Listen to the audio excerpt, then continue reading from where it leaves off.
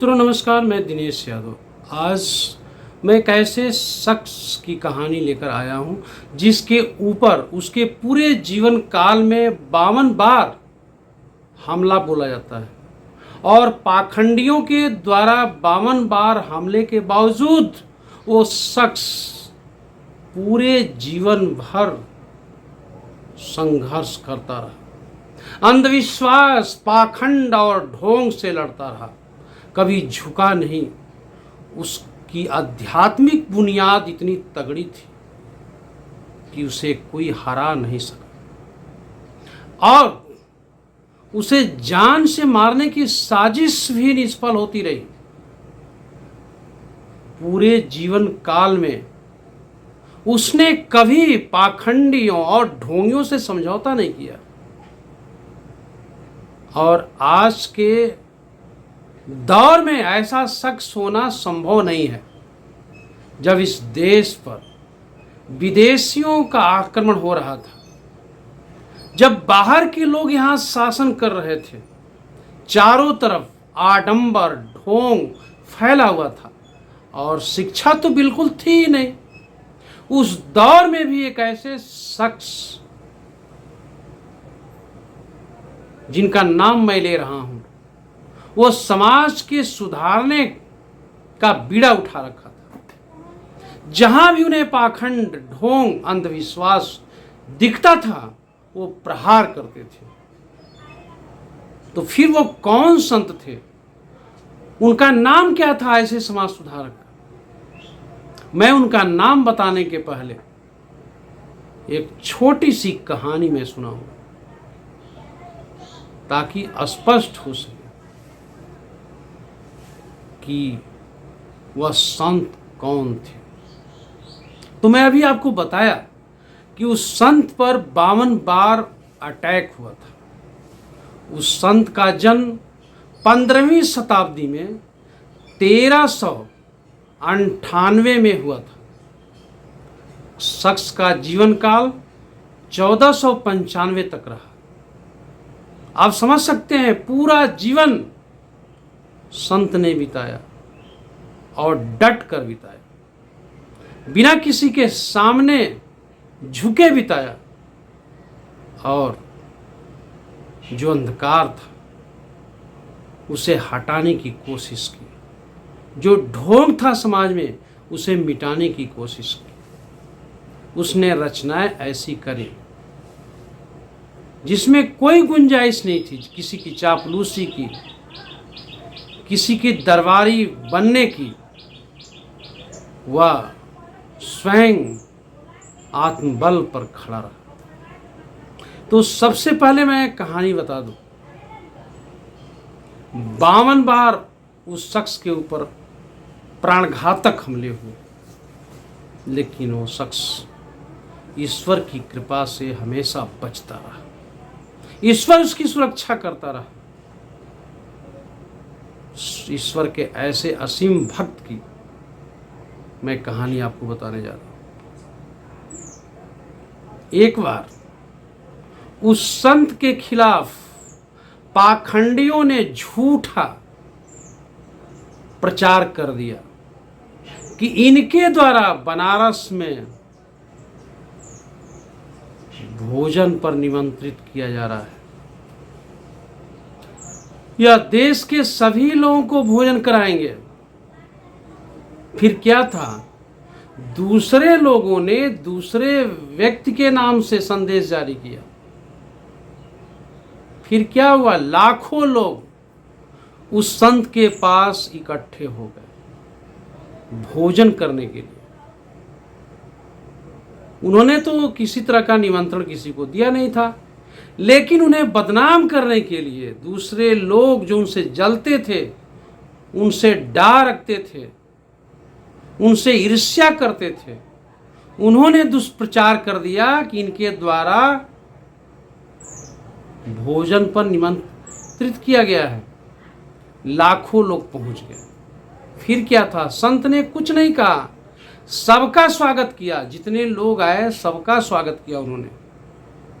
इसी बीच अचानक केशव बंजारा नाम का एक किसान अचानक अपनी बैलगाड़ी लेकर आ जाता है जिस पर इतना राशन है कि कई दिनों तक लोगों को खिलाया जा सकता था।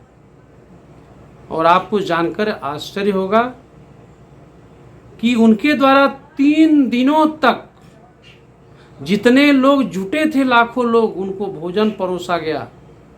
लोग भोजन ग्रहण कर आनंदित हुए और जाते समय जो उनका के खिलाफ दुष्प्रचार किया गया था कि उपहार में मोहरें दी जाएंगी सोने की, किसान ने जितना कुछ अपने पास रखा था राशन सबने उन्होंने खिला दिया। साथ में जो सोने की मुहरें रखा था वो भी भोजन ग्रहण करने वालों को दे दिया गया।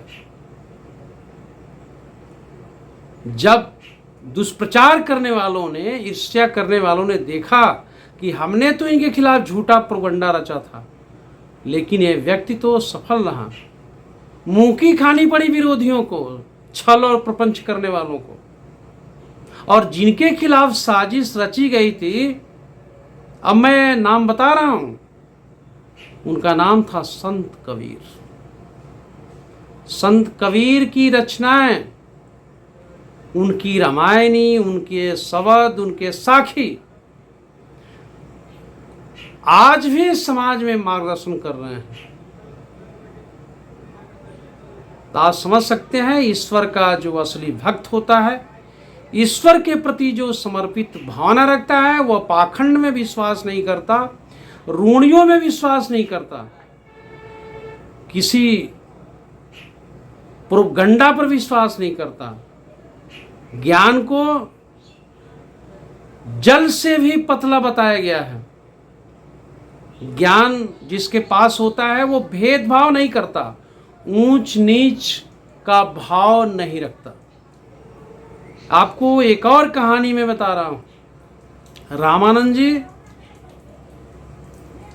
उस समय के बहुत ही प्रभावशाली संतों में गिने जाते थे, लेकिन अपने शिष्य जो बनाते थे वह किसी निम्न श्रेणी वाले लोगों को नहीं बनाते थे। इस बात को जब कबीर को जानकारी हुई, उन्होंने बालक रूप धारण कर लिया और वाराणसी के गंगा तट पर लेट गए।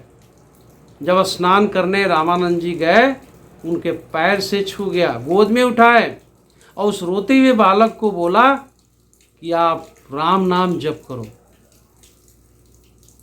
आप समझ सकते हैं, गुरु को स्वीकार करना पड़ा कबीर को। तो कबीर की हर बात ईश्वर के लिए, कबीर की हर वाणी अंधकार को मिटाने के लिए, और कबीर के हर दोहे में व्यक्ति को जो अंधकार में डूबा हो, अंधविश्वास में खोया हो, उसे प्रकाश दिखाने के लिए। कबीर जी ने कहा, बड़ा हुआ तो क्या हुआ, जैसे पेड़ खजूर, पंछी को छाया नहीं, फल लगे अति जोर।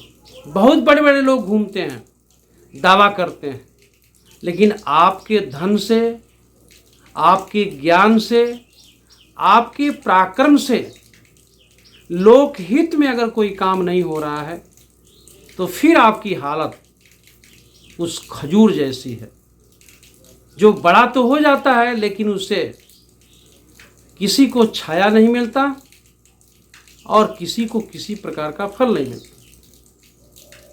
इसलिए कबीर की वाणी आज भी प्रासंगिक है और आज भी ग्राह्य है। तो आज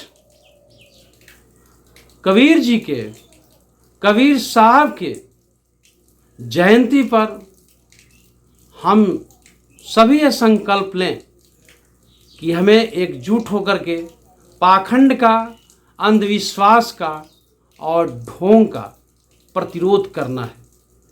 तभी समाज के लिए ज्ञान का मार्ग प्रशस्त होगा। तभी जो कलुषित भावना है, जो नफरती भावना है, वह मिट पाएगा। और जो वास्तविक ज्ञान है, जो व्यक्ति को अपने जीवन में आत्मविश्वास करता है, मार्गदर्शन करता है, उसे राह दिखाता है, जीवन को सफल बनाने के लिए वो मिल पाएगा।